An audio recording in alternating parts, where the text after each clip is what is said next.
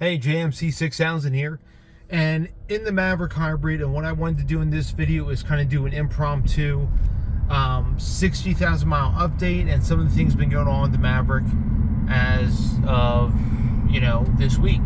So anyway, right now I have 60,400 miles on the Maverick. Yes, I have a lot of miles for a year and a half, I know, but I do a lot of driving back and forth, almost 80 miles, close to 80 to 90 miles a day is what I do when I go to work and go home. So, but what I wanted to do in this video is kind of give an update on the Maverick, some things I've been dealing with, some issues that I've been having. And as of right now, technically, the basic warranty is up, and the powertrain warranty as of now is up as well. The only thing I have left for warranty is the hybrid battery warranty and everything associated with the hybrid battery components and all those. So as a result of that, I've had a couple or two issues come up with the Maverick Hybrid that I've been dealing with. One of them with Ford, well, both with Ford, but one of them I was able to get under the powertrain warranty because I took it into the dealer right before the 60,000 mile update, and the other one deals with the hybrid battery. So let me kind of dive into those real quick. I'm going to close my window just in case it gets a little windy. Actually, it's really nice outside, but anyway, so let me dive into those real quick. Number one, it started, I would say about a month ago, a little bit less than a month ago. I came out of the gym that me and my wife go to, and it was during the day. I had the air conditioner on, shut the vehicle off, came back into the vehicle, hit my foot on the brake, hit the power button, and then all of a sudden the engine fires up, and I get a check engine light immediately, and I also get a wrench light in the dash. I'm just like, oh, that's unique and odd. And as I'm doing this, I go to pick up my wife, and I notice that I have no longer do I have any hybrid power assistance, and no longer does it regenerate and everything else. The engine stays on all the time, and it did that the whole time until I got home, shut it off, and then when I turned it back on, the wrench light went away, but the check engine light was on for a while. So I scanned the check engine light, and I found out it was, I forget the code, I may put in the description that came up, the engine code. But what it was the high voltage battery. It said voltage erratic or voltage out of sorts or something like that. Erratic voltage. Anyway, I'll put in the code in the description, so be on the lookout for that. So that happened, and then about 2 weeks later, it happened again. I went to Walmart, no more in Walmart for about 15 minutes, came back out, hit the power button, and what it does is when it does this, no, high voltage battery unstable. Anyway, when it does this, air conditioner was on, I came back out, hit the power button immediately, the engine fires up, check engine light comes on again, and the wrench light would come on, and then eventually this stuff would go away. So when I brought it into the Ford dealer to have them check out the other thing, I've already mentioned that I've noticed, they said, hey, look, just to let you know that we saw what was going on in the system.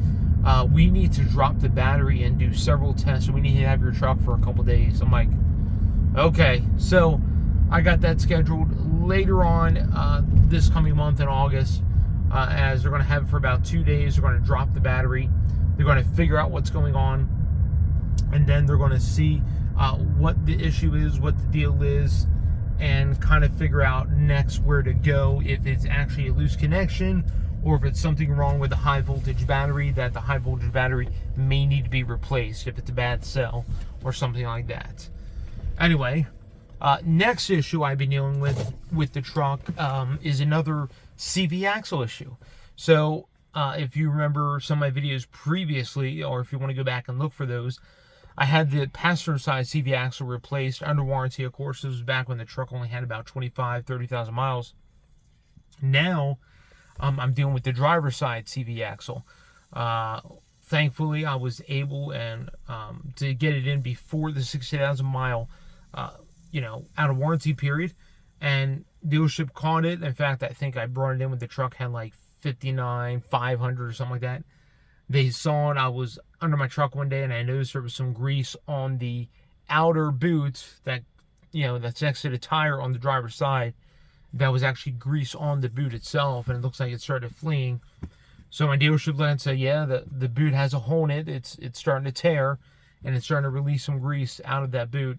And unfortunately, you just can't replace a boot. Even if the CV axle is good, you have to replace a whole axle. So the boot is tore on the driver's side, on the outer boot, not the inner, but the outer, releasing some grease. And they have a CV axle on order. It's on back order, so I have no idea when that's going to replace. They said that the leak and the release of grease is kind of small enough to where there shouldn't be an issue for a while, but it's definitely on order, and Ford should have covered it under warranty. I was like, okay, good. So they had that on order. So that's the two big things I'll be dealing with.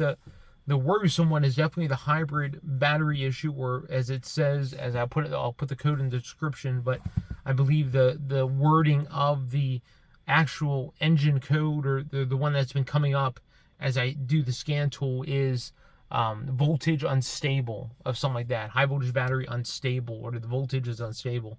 So it's kind of a unique code. Anyway, right now, check engine light hasn't come back, and it's gone. I haven't had any issues outside of those 2 times. It's been a couple weeks since then, but we'll see what the dealership finds out, and I'll let you guys know once they drop the battery, once they kind of pick at it and see if it was a loose connection, or if an actual cell is going bad and the high voltage battery may need to be replaced. Thankfully, the high voltage battery, whether it be the part of the powertrain or not, it's covered under an 8-year, or is it 10-year? Maybe an 8-year, 100,000 mile. I know that for sure. 100,000 mile warranty itself. Anything related to the hybrid components. So anyway, that's just a quick update. Other than that, truck's been doing great, amazing. So averaging about 40, 41 miles to the gallon, and still doing great that way. Still getting amazing gas mileage and still driving really well. So if I had to do it all over again, would I still do it with the Maverick Hybrid? Yes. I do enjoy this truck. I love this truck. This truck drives amazing. Anyway, so I just want to give you those 2 updates. 60,000 mile update here on the Maverick Hybrid. You guys be blessed. Have a wonderful day. Stay tuned for more video Maverick content, other content coming.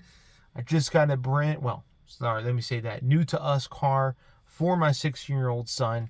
I'll probably be doing a video on that next week. It is a classic, and I'll give you a hint. It's one of the first cars to actually come with a touchscreen. And I'm not talking about anything recent, the past 10 years. I'm talking about much older than that. And I'll probably give you an idea. It's 30 years old, this car.